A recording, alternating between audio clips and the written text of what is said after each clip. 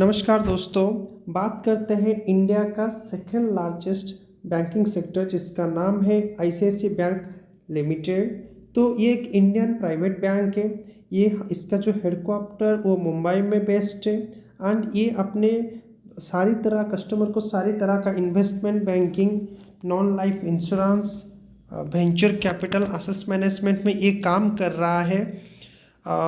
इसका around 5275 branches and 15,589 ATMs all over India में है और ये 17 कंट्रीज़ में बिजनेस करती है। तो इसका जो सब्सिडरीज है वो यूनाइटेड किंगडम, कनाडा और इसका कुछ branches United state, Singapore, Bahrain, Hong Kong, Qatar, Oman, Dubai, international finance centre, China and south Africa में है। तो इसका जो कुछ रिप्रेजेंटेटिव ऑफिस ये United Arab Emirates, Bangladesh, Malaysia, Indonesia based है। तो इसका जो दिस कंपनीज यूके सब्सिडरीज जो है establish branches in Belgium and German. तो ये जो कंपनी है दोनों बोथ बीएससी एंड एनएससी में ट्रेडिंग कर रहा है, लिस्टेड है। इसके साथ एनवाईएससी में भी ये ट्रेड कर रही है। ये बीएससी सेंसेक्स एंड निफ्टी 50 के कंस्टिट्यूएंट्स है। तो ये जो कंपनी है मोस्टली फाइनेंशियल सर्विस प्रोवाइड करता है और ये 5 जनवरी 1994 में मुंबई महाराष्ट्र में इस्टेब्लिश हुआ था। तो आज पर 2020 के रिकॉर्ड के हिसाब से ये कंपनी 5275 लोकेशन में काम कर रहा है और वर्ल्ड वाइड इसका बिजनेस स्प्रेड हुआ है। इसके जो चेयरमैन है उनका नाम गिरीश चंद्र चतुर्वेदी और इस संदीप बख्शी इसके मैनेजिंग डायरेक्टर एंड सीईओ है।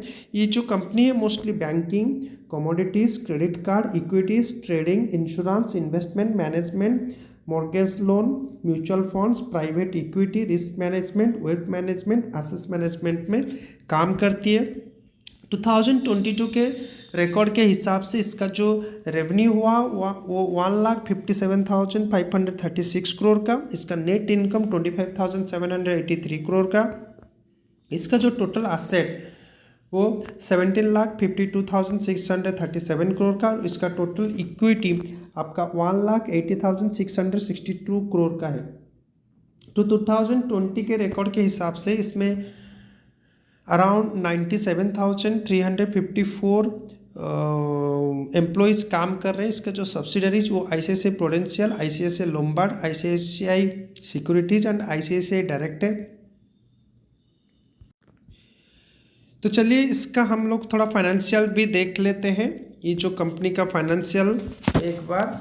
तो ये जो कंपनी है इस कंपनी का टोटल मार्केट कैपिटल 6,39,328 करोड़ की है। इसका जो स्टॉक पी ही वो 21.6 है। इसका बुक वैल्यू 262 रुपीज़ है। डिविडेंड ये 0.54% का डिविडेंड यील्ड करता है। आरओसीई इसका 5.59% है। इसका रिटर्न ऑन इक्विटी आरओई इसका 14.8% है और इसका फेस वैल्यू जो है वो 2 रुपीज़ है। तो इस कंपनी का प्रोस देखें तो company has delivered good profit, बहुत ही अच्छा प्रॉफिट ग्रोथ दिया है। 19.8% का CAGR compound annual growth rate over last 5 years, जो कि बहुत ही अच्छा रिटर्न है। और इसका कॉन्स के बारे में जाने तो stock is trading 3.51 times it's book value and company has low interest coverage ratio, जो कि एक बड़ा फैक्टर हम लोग पकड़ सकते हैं। तो कंपनी हैज़ डिलीवर्ड एक poor sales growth of 9.38% over past 5 years. शायद ये डाटा कोविड की वजह से लो दिखा रहा है।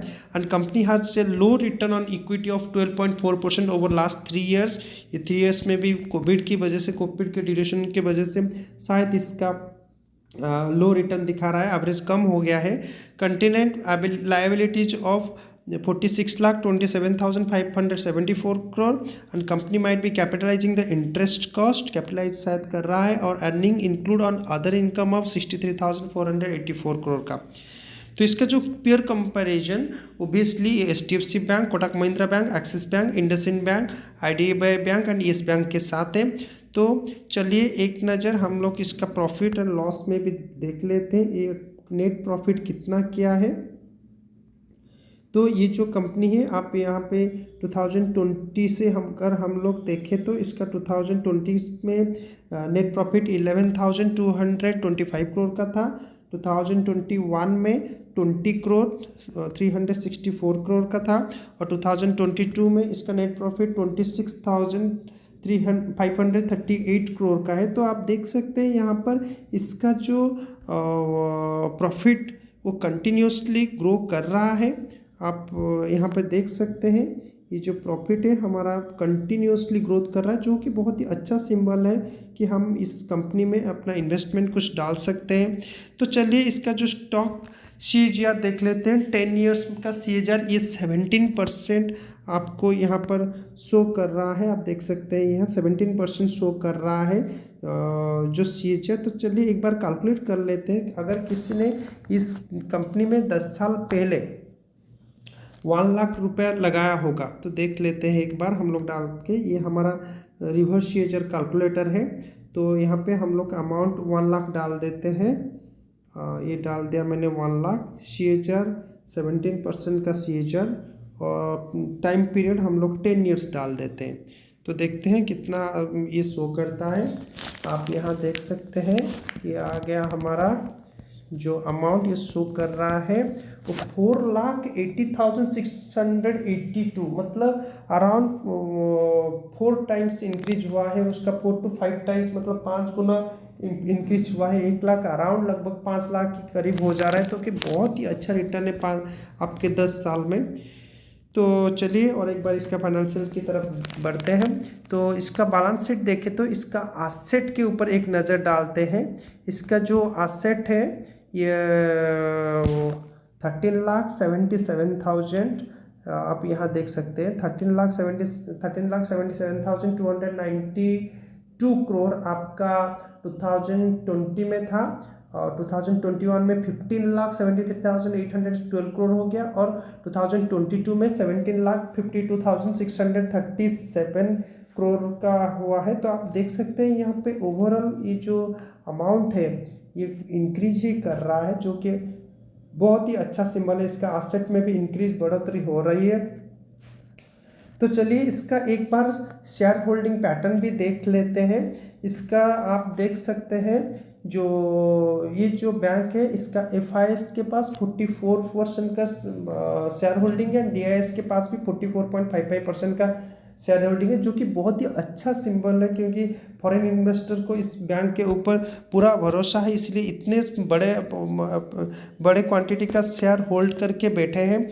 और इसका गवर्नमेंट के पास 0.24% आज पर, दिस इज द रिकॉर्ड आज पर सितंबर 2022, और पब्लिक के पास इसका 10.44% का शेयर होल्डिंग है।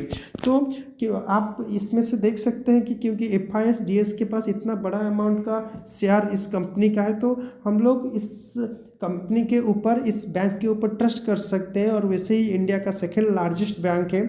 तो दोस्तों आप इसमें अगर अपना इन्वेस्टमेंट डालना चाहते हैं तो डेफिनेटली डालिए, लेकिन उससे पहले आप पूरी तरह से कंपनी के बारे में, इस बैंक के बारे में अच्छी से जानकारी ले लीजिए।